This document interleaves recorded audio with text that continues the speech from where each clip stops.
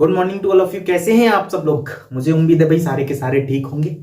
तो मैं आपके अपने यूट्यूब चैनल कॉन्सेप्ट प्लेटफॉर्म में आप सभी का हार्दिक अभिनंदन करता हूं। तो आज की क्लास जो होगी हमारा वो मूल विधि की क्लास होगी, जो कि हमारा यूपीएसआई के लिए बहुत ज्यादा इंपॉर्टेंट है। आज हम आपके लिए दहेज प्रतिषेध अधिनियम 1961 पढ़ाने वाले हैं। इसको आप ध्यान से पूरा पढ़िए और चीजें आपको समझ में आएंगी। मैं आज बहुत ही तरीके से आपको पढ़ाने वाला हूं। पूरा अधिनियम आप पढ़ना, पूरा आपको तैयार हो जाएगा, मैं आपसे वादा करता हूं। ठीक है, तो आज हम पढ़ेंगे भैया कौन सा दहेज प्रतिषेध अधिनियम 1961। आज का हेडिंग डाल लो, दहेज प्रतिषेध अधिनियम।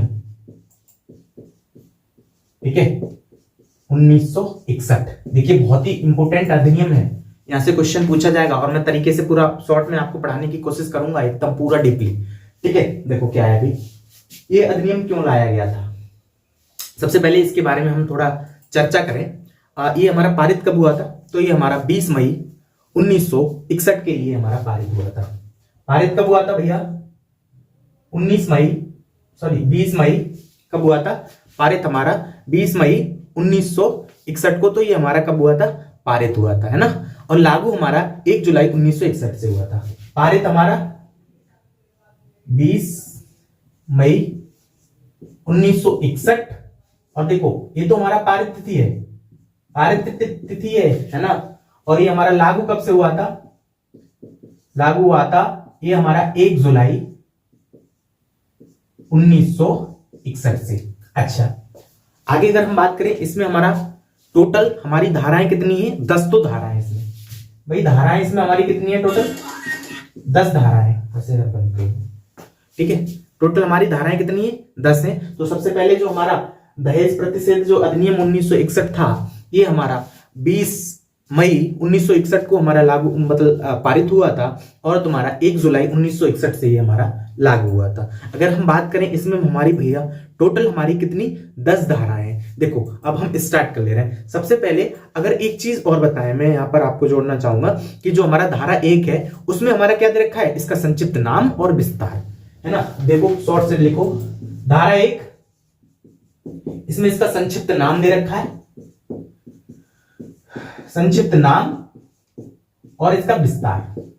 ठीक है जी भाई, क्लास ज्यादा लॉन्ग नहीं करेंगे, हम पूरा समझने की कोशिश करेंगे। जो धारा 1 है इसमें इसका संक्षिप्त नाम दे रखा है और विस्तार। संक्षिप्त नाम लिखने को जगह नहीं है तो मैं ऐसे ही बता दे रहा हूं। इसका संक्षिप्त नाम होगा दहेज प्रतिषेध अधिनियम 1961। और अगर बात करें बेटा इसका विस्तार हमारा पूरे भारत में होगा। पहले जब मतलब अब पूरे भारत में इसका हमारा विस्तार है। अच्छा एक बात बताओ, धारा 2 में भाई, धारा 2 में क्या दे रखा है? इसकी परिभाषा, है ना, परिभाषा। अच्छा एक बात बताओ, परिभाषा किसकी? दहेज की, है ना। तुम्हारी किसकी परिभाषा? दहेज की परिभाषा। भाई धारा 2 में हमारा दहेज की परिभाषा दे रखी है। अच्छा भाई दहेज क्या होता है? दहेज क्या होता है? कोई भी मूल्यवान वस्तु विवाह के अंतर्गत एक पक्ष से लेकर दूसरे पक्ष को दी जा रही है। फॉर एग्जांपल, लड़के के पक्ष से लड़की को दी जा रही है, लड़की के पक्ष से लड़के को दी जा रही है। मूल्यवान वस्तु होनी चाहिए, वो या तो आपके विवाह के समय दी गई हो, या विवाह से पहले दी गई हो, या विवाह के बाद दी गई हो, तो वो हमारा दहेज में काउंट होगा। एक बार दोबारा से, जो हमारा दहेज प्रतिषेध अधिनियम 1961 है वो हमारा 20 मई 1961 को लागू हुआ था और तुम्हारा 1 जुलाई 1961 से हमारा मतलब पारित हुआ था। 20 मई 1961 को 1 जुलाई 1961 से लागू हुआ था। अगर हम बात करें इसमें 10 धारा है, भाग इसमें एक भी नहीं है। धारा 1 में इसका संक्षिप्त नाम और विस्तार दे रखा है। धारा 2 में हमारा क्या दे रखा है? इसकी परिभाषा, किसकी? दहेज की परिभाषा। दहेज क्या होता है? एक ऐसी कोई मूल्यवान वस्तु जो एक पक्ष से लेकर दूसरे पक्ष को दी गई है, या तो वो शादी के समय दी गई हो, शादी से पहले दी गई हो, या फिर शादी के बाद दी, हमारी काय में आएगी दहेज। अच्छा धारा 3 में क्या होगा? धारा 3, है ना, धारा 3 के बारे में बात करें भाई, इसकी जो हमारा धारा 3 होगा इसमें हमारा भाई दहेज लेने पर हमारा क्या होगा? शास्त्री, है ना, दहेज लेने पर शास्ती या फिर दंड। भाई फॉर एग्जांपल, आप किसी से, एक पक्ष ने दूसरे पक्ष से दहेज ले लिया तो इसके लिए भैया कुछ ना कुछ दंड मिलेगा। दंड क्या मिलेगा भैया? इसमें 5 साल की सजा होगी, 5 साल की सजा, और क्या तुम्हारा 15,000 का जुर्माना। समझ रहे हो। 15,000 का जुर्माना। भाई धारा 3 के अंतर्गत आपको दहेज लेने पर शास्त्री जो होगी वो हमारी 5 साल की सजा होगी और तुम्हारा 15,000 का जुर्माना होगा, 15,000 का। ठीक है भाई साहब। धारा 4 क्या बोल रही है? धारा 4 बोल रही है, देखो यहाँ पे तुमने दहेज ले लिया, दहेज लेने पर दंड दिया गया है। अगर आपने यहां पर दहेज की डिमांड की, दहेज की मांग के लिए दंड, ठीक है, मांग के लिए दंड। भाई देखो धारा 3 में आप दहेज ले चुकी और धारा 4 में अगर आपने दहेज की मांग करी तो आपको दंड मिलेगा। इसमें दंड क्या मिलेगा भाई साहब? इसमें अगर आपने वहां पर डिमांड कर दी तो यहां पे आपको दहेज के लिए 2 माह से लेके वो 6 माह से लेके 6 माह से, और तुम्हारा कितना 6 माह से लेके कितनी सजा मिलेगी जल्दी बताओ, इसमें कोई बताओ। 6 माह से लेके 2 वर्ष तक की सजा है ना, 6 माह से लेके 2 वर्ष की सजा और 10,000 का जुर्माना। ठीक है, तो बताओ सबसे पहले धारा 1 में इसका संक्षिप्त नाम और विस्तार, धारा 2 में इसकी परिभाषा दहेज की मैंने बताया क्या होती है, और धारा 3 में दहेज लेने या फिर दहेज देने पर तुम्हारा दंड, जो कि इसके लिए 5 साल की सजा और 15,000 का जुर्माना। और धारा 4 में मैंने तुम्हें बताया कि भैया अगर दहेज आप मांग रहे हैं तो इसमें 6 वर्ष से लेकर 2 वर्ष तक की सजा और 10,000 का जुर्माना होगा। एक चीज इंपोर्टेंट चीज और सुन लेना, ये चीज मैं मिटा दे रहा हूं, आप काउंट कर रहे हैं ना, ठीक है, नोट कर लेना भाई। एक इंपोर्टेंट चीज यहां पर और रह गई, देखो अच्छा दहेज क्या होगा और दहेज क्या नहीं होगा। फॉर एग्जाम्पल आप कहेंगे कि दहेज भैया क्या नहीं होगा। देखो अगर कोई चीज किसी पक्ष द्वारा मतलब लड़की पक्ष से लड़के को या मतलब अपनी इच्छा से कोई उपहार दिया गया तो वो दहेज में काउंट नहीं होगा। एक होता है मेरे बच्चे मेहर होता है मुस्लिमों में, है ना, तो मुस्लिमों में क्या होता है कि बर पक्ष के द्वारा वधु पक्ष वालों को दिया जाता है, यानी बर पक्ष के परिवार से वधु पक्ष के परिवार को दिया गया मुस्लिमों में जो उनकी शादी में होता है उसको हम मेहर कहते हैं। मेहर जो है वो हमारा दहेज में काउंट नहीं होगा। क्या होता है जी? मेहर जो है वो दहेज में काउंट नहीं होगा। ठीक है, अच्छा आगे अगर हम बात कर ले भैया, अब देखो एक चीज और सुन लो, यहाँ पे कुछ इंपोर्टेंट चीजें लिख लो। जो हमारा जो बीएनएस था मेरे बच्चे, बीएनएस और एक था हमारा आईपीसी, तो हमारा दहेज की जो बात की गई थी वो आईपीसी की धारा है ना। अगर बात करें हम आईपीसी की जो धारा थी मेरे बच्चे कितनी थी, 304 की बी में इसके बारे में बात की गई थी। और हमारा जो बीएनएस की जो धारा सेक्शन 80 है उसमें हमारा दहेज की बात की गई है। फॉर एग्जांपल दहेज के कारण किसी की पत्नी की अगर मृत्यु हो जाती है तो उसके लिए भैया कम से कम 7 साल की सजा, 7 साल की सजा और अधिकतम उसको आजीवन कारावास हो सकता है, आजीवन कारावास। फॉर एग्जाम्पल भैया आईपीसी की धारा 304 में जो आईपीसी में दे रखा था मामला, अब बीएनएस की धारा 80 में दे रखा है। अगर किसी की मौत हो गई तो 7 साल से लेके आजीवन उसको कारावास हो सकती है। एक चीज और, यहाँ पर एक बहुत इंपॉर्टेंट फैसला आया था माननीय सुप्रीम कोर्ट का। यहाँ पर एक जो केस था वो था हरवंश सिंह बनाम गुरु शरण कौर केस। हरवंश सिंह बनाम गुरु शरण कौर है ना, ठीक है, हरवंश सिंह बनाम गुरु शरण कौर केस। ठीक है, तो सुप्रीम कोर्ट ने कहा था कि अगर किसी से बार बार दहेज की मतलब बार बार डिमांड की जा रही है पैसे की तो वो हमारा दहेज में काउंट होगा। ठीक है, तो इतनी चीज आ गई, हमने इसकी 4 धाराएं बता दी। अब इसकी आगे की हम सेक्शन और देख ले रहे हैं, जल्दी खत्म कर देंगे। मुझे उम्मीद है चीजें आपको समझ में आ रही होंगी। मैं एक बार पूरा रिपीट कर दे रहा हूं, पूरा ध्यान से सुनना भाई, बहुत अच्छे से पढ़ाने की कोशिश कर रहा हूं आपके लिए। ठीक है, तो मैं ये देख लूं क्लास पूरी दिख रही है नहीं? हाँ ठीक ही दिख रही है भैया। ठीक है, तो हमारा धारा 4, ठीक है, धारा 4A देखो, धारा 4A में क्या कहा था कि अगर आप, है ना भाई, अगर आप दहेज की विज्ञापन करते हैं, दहेज के लिए कोई विज्ञापन करते हैं, फॉर एग्जांपल विज्ञापन, देखो अगर आप दहेज के प्रति कोई विज्ञापन कर रहे हैं, फॉर एग्जांपल आप कह रहे हैं कि भैया मैं स्कॉर्पियो गाड़ी दूंगा अपनी लड़की की शादी में, या अपने साले की लड़की से, मेरी साले की लड़की से आप ब्याह कर लो, इसमें तो मैं स्कॉर्पियो दिलवाऊंगा, तो भाई साहब आप यहाँ पर विज्ञापन कर रहे हैं, इसके लिए आपको पनिशमेंट दी जाएगी। भाई साहब सजा क्या मिलेगी मेरे बच्चे? इसमें सजा जो होगी वो हमारा 6 माह से लेकर मतलब कम से कम तुम्हारा 6 माह से लेके कितनी हो जाएगी बताओ, 5 वर्ष तक हो सकती है ना। इसमें जो सजा होगी वो 6 माह से लेके तुम्हारा 5 वर्ष प्लस 15,000 का जुर्माना भी हो सकता है। अगर आप विज्ञापन कर रहे हैं तो हमारा धारा 4A के काउंट के अंतर्गत आपको सजा मिलेगी। धारा 5 क्या है भैया? धारा 5 इसकी बहुत इंपॉर्टेंट धारा है। धारा 5 ये बात कह रही है भैया कि देखो, अगर दहेज का कोई भी समझौता कोर्ट में तुम्हारा शून्य करार होगा, फॉर एग्जाम्पल आप वर पक्ष के हैं, वधु पक्ष के हैं, आपने दहेज की मांग की, अब मामला पहुंच गया कोर्ट में, अब आप बोल रहे हैं कि भैया हमने तो फैसला कर लिया, ना तो हमने दहेज दिया ना इनने दहेज लिया, ना ना ना ना, कोर्ट कहेगा भाई साहब ये समझौता शून्य करार है, अब आपको सजा झेलनी पड़ेगी भाई साहब। तो सीधी सी बात है, धारा 5 में दहेज से संबंधित जो भी हमारा मामला होगा, संबंधित मामला है ना, कोई भी समझौता होगा, समझौता वो क्या होगा?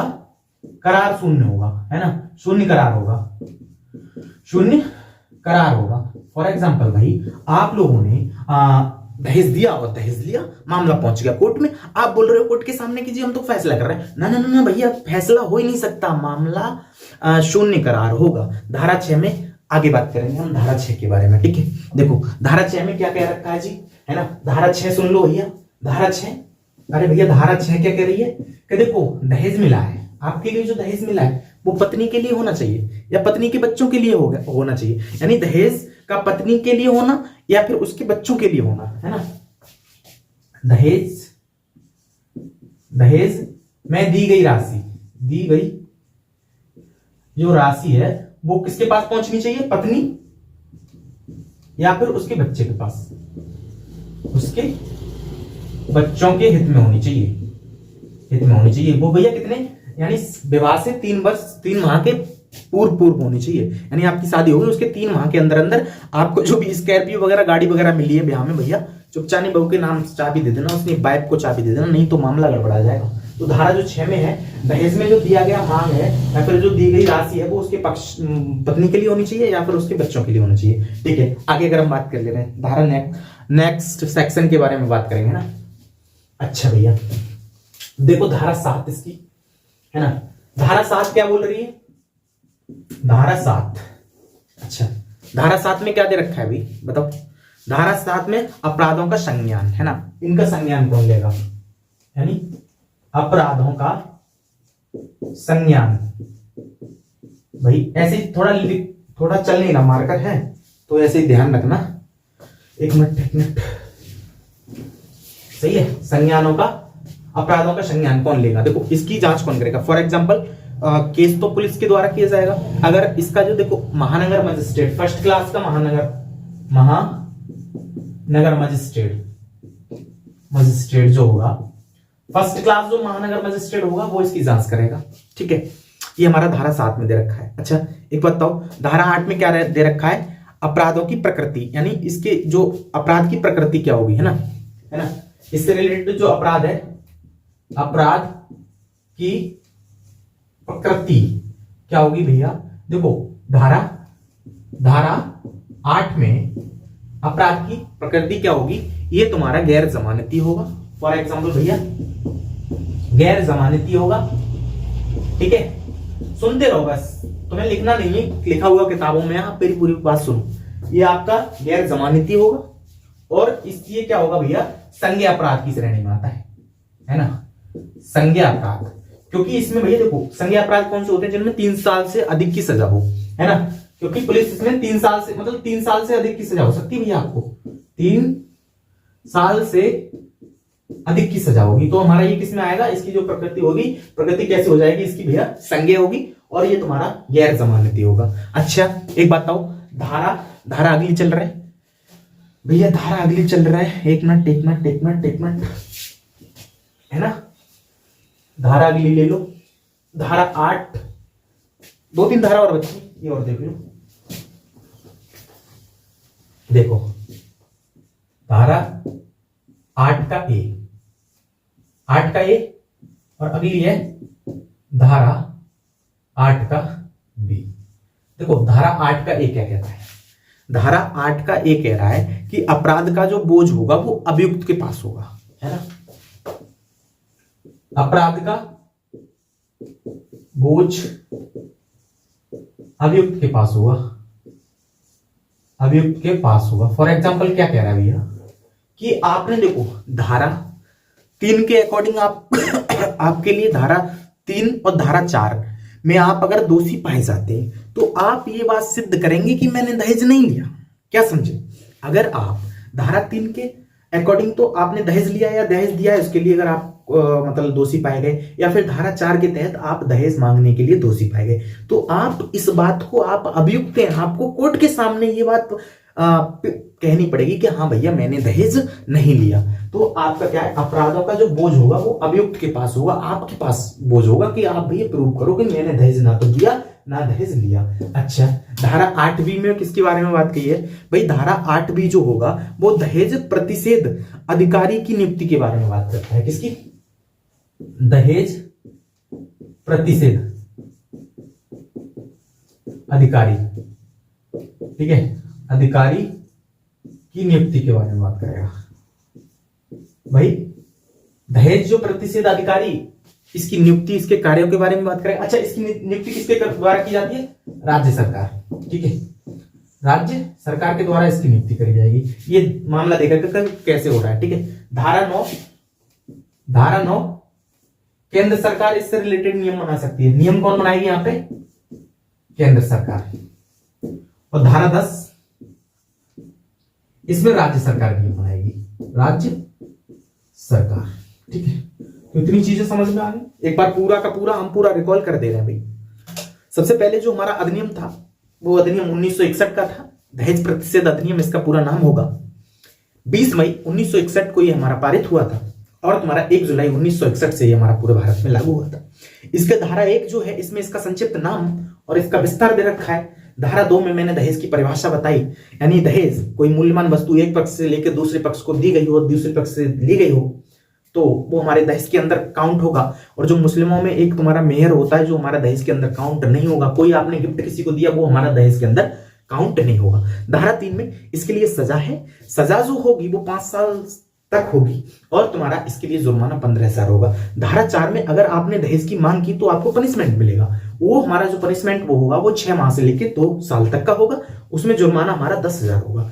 धारा 4 का ए जो होगा वो हमारा विज्ञापन पर रोक लगाता है। फॉर एग्जांपल आप विज्ञापन कर रहे हैं कि भैया मेरे चाचा की लौंडिया की शादी में इतना रुपए देंगे, आप उससे शादी कर लो। नहीं, तो आपको जो होगा वहां पे 6 माह से लेकर 5 वर्ष तक की सजा हो सकती है और आपको 15,000 का वहां पे जुर्माना होगा।